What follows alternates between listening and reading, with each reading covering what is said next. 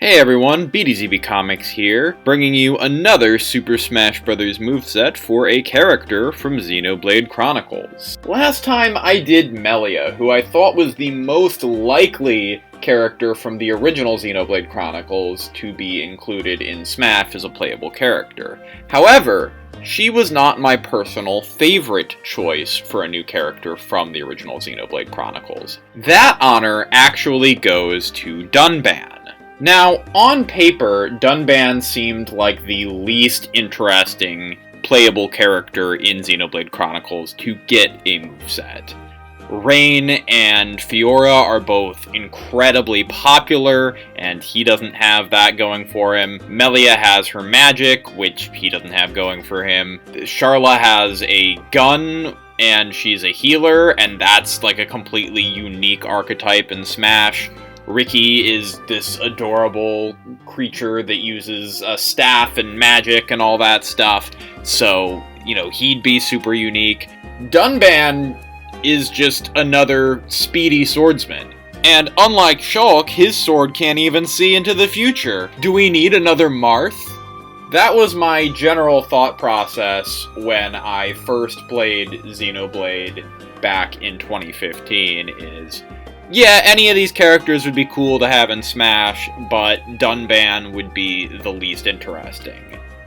Then, I played Definitive Edition, and I actually switched to Dunban as my player character for a while, instead of just leaving him in the background, and I realized, oh no, Dunban would be super cool in Smash, and would barely be similar to Marth at all, and would actually be a really cool and fun combo-heavy character, more akin to someone like Terry or Ryu. What do I mean? Well, let's get right into the moveset. Dunban's entrance animation references when he becomes a permanent party member in Xenoblade Chronicles, with him running in saying, "Looks like I'm just in time!" His neutral special is called Gale Slash. After a short charge, Dunban charges his sword straight forward like a quicker, weaker version of Marth's Shield Breaker.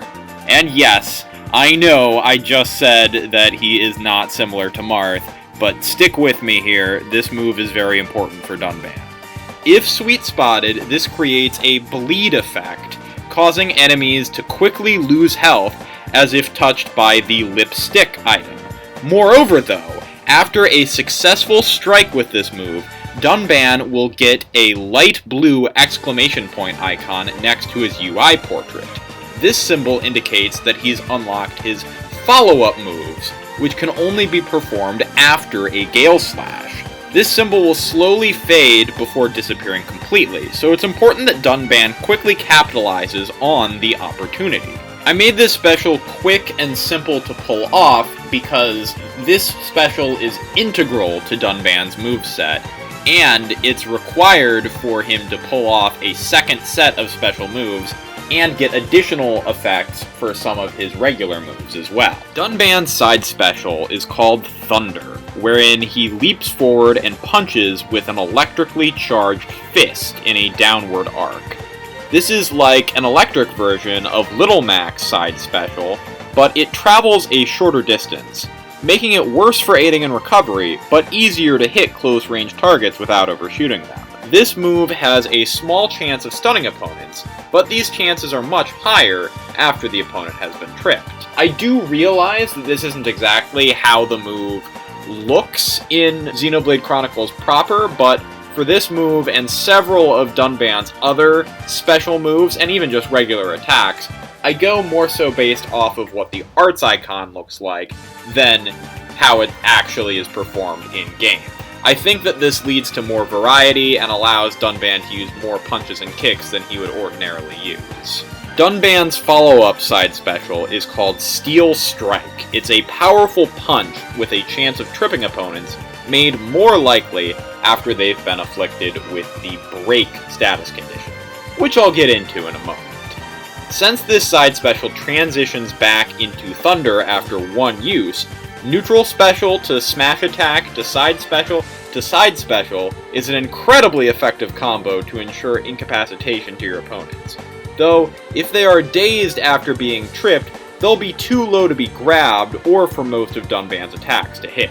Dunban's standard up special is called Soaring Tempest. This is a chargeable spin attack that can aid with recovery when used in the air. This is very similar to Link's up special. If used when the final smash meter is turned on, this will fill the meter more quickly than a standard attack, especially if it hits multiple opponents. This is a reference to how Soaring Tempest fills the party gauge in Xenoblade Chronicles. Dunban's follow-up up special is called Tempest Kick.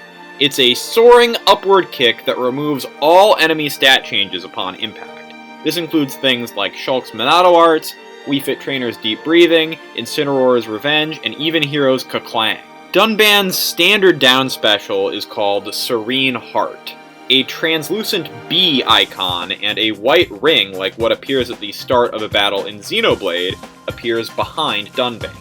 This white ring gradually gets smaller, and Dunban must press B again when the light ring is inside of that B icon properly to activate this move. Doing this will grant a temporary buff to Dunban's movement speed and jumping ability. This is difficult to time at the start of a battle, but gets easier and easier to time as Dunban continues to take damage, mirroring how the effects of this move get stronger when Dunban is at low health in Xenoblade. Dunban's follow-up down special is called Worldly Slash. He charges his sword up behind him and unleashes 2 deadly slashes right in a row.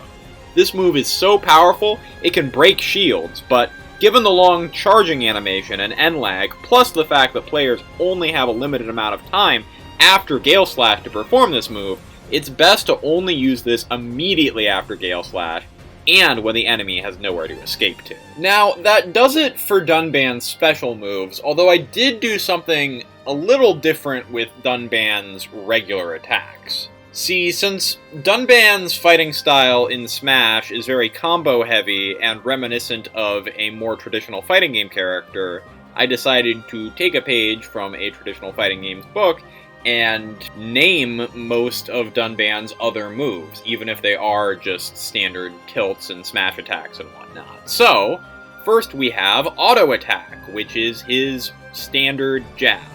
It's just a simple slash forward resembling his auto attack animation in-game. Then, for his AAA combo, he has Blossom Shift. He slashes from left to right, then right to left, then left to right, etc., etc. This is the pattern he does for the first 4 hits of his Blossom Dance attack. His side A is called Corpse Poker. It's a quick slash at a downward angle, giving him a way to strike opponents after they've been toppled. His side smash is called Electric Gutbuster. He kicks out with an electrically charged foot. If used after Gale Slash, this will inflict the Break status condition, which means opponents will be easier to launch for a limited amount of time. This is portrayed with a pink Break icon temporarily floating next to the opponent's head. His up A is called Glaive Slash. It's an overhead arcing slash just like Shulk's. His up smash is called Electric Sword Buster. He squats down to channel energy from his fists into his sword, and then points his sword straight upward, like a shorter range electric version of Shulk's up smash. This takes the longest time to charge out of any of Dunban's smash attacks, but it's also the most powerful. It too will cause break if used after Gale Slash. His down A is called Topple Sweeper. He crouches down for a low sweeping kick, giving him another way to strike opponents who have been toppled. His down smash is called Partial Gutbuster. He kicks with an electrically charged foot while pointing his sword behind him. Both deal damage, but only the foot can cause break after Gale Slash. His dash attack is called Tempest Slide, and it's based off of my original concept for Tempest Kick when I came up with a Dunban moveset that was way too similar to Marth's, like, 5 years ago. It's a low sliding kick, sort of like a weaker Falcon kick, and it gives Dunban yet another tool to damage tripped opponents. Dunban's neutral air is called Tempest Spin. He holds his sword out in front of him and spins around quickly. His forward air is based on his Demon Slayer art. It holds his sword out and crashes straight down with it, not unlike Shulk's own backslash. Once he hits the ground, a red splash of gas is emitted from the sword, traveling straight forward to deal damage and potentially trip opponents. His back air is called Stupid Sexy Dunban. It's a quick backward sex kick. His up air is called Double-Edged Strike. He kicks upward with one foot while poking his sword downward. His down air is called Blossom Strike. He holds his sword up and does a slow strike downward, a powerful move that's great for spiking, based on the final attack from his Blossom Dance art.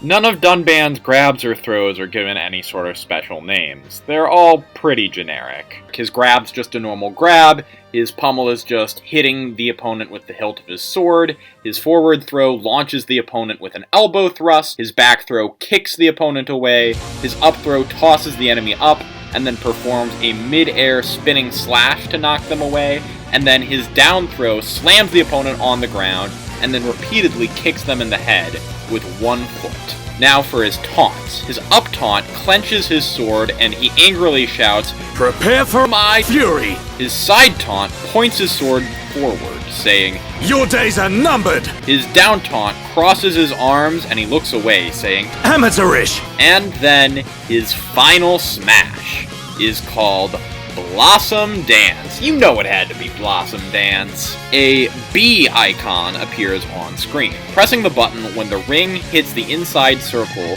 will cause Dunban to slash with his sword once. It happens twice more, getting more powerful with each properly timed hit. The move ends with a super damaging explosion of blossoms. And now on to his victory poses. For his first victory pose, he says, "I don't have time for small fry!" And then he turns his back to the camera. His second victory pose cuts straight through a generic Mechon enemy, and then he turns to face the camera. And then his third victory pose has Fiora come out and say, "Thank you, brother," and hug him.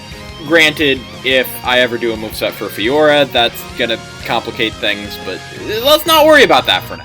His default costume is his default costume in Xenoblade. He has silver hair, a red vest, a white shirt, and brown accessories, which is just his standard outfit. His next outfit is brown, white, and purple with blonde hair, referencing his sister Fiora, specifically in her mech form. His third outfit also gives him blonde hair, and is purple, blue, and red, referencing his old war buddy Dixon. The next alternate costume actually changes his skin tone to a sort of gray color, and his hair and clothing change color too, and he gets purplish pants and vest, and that's a reference to Disciple Dixon, which is Dixon's true form. His next alternate costume gives him brown and light blue clothing and brown hair as a reference to his other old war buddy, Mumkar. Then his next alternate costume is black, gold, and red with white hair as a reference to Metalface, who is actually Mumkar inside there. And then the next two alternate costumes are true alternates and not just color swaps. The first is shirtless with an eye patch, which is what I chose to dress Dunban in for the majority of the game. And then his last costume is him wearing a red happy with a gold headband and black shorts, which is his swimsuit costume from Definitive Edition.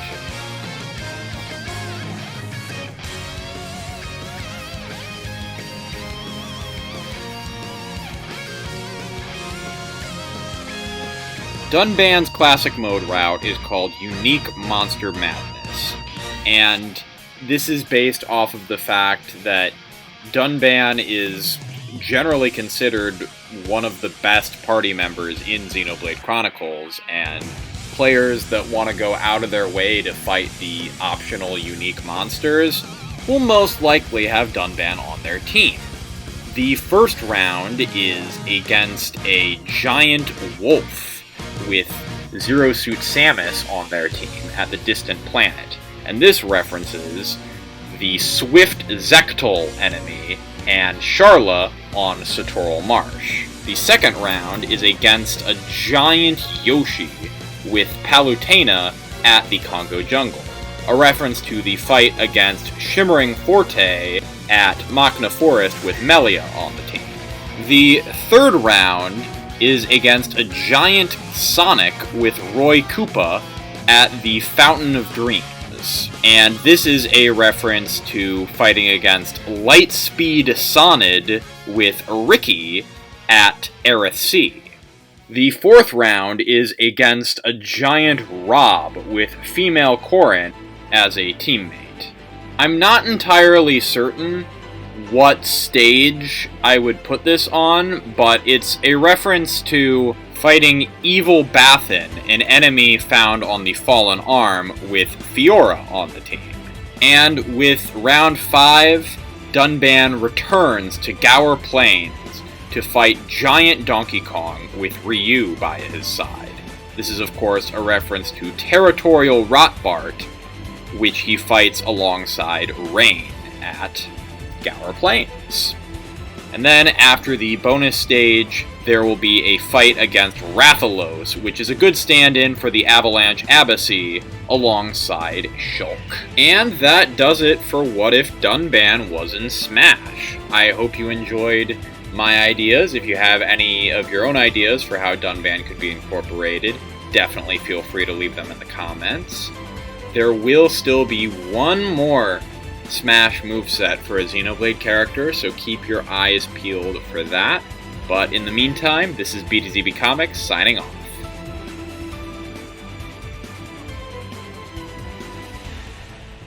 I got an invitation to join Smash!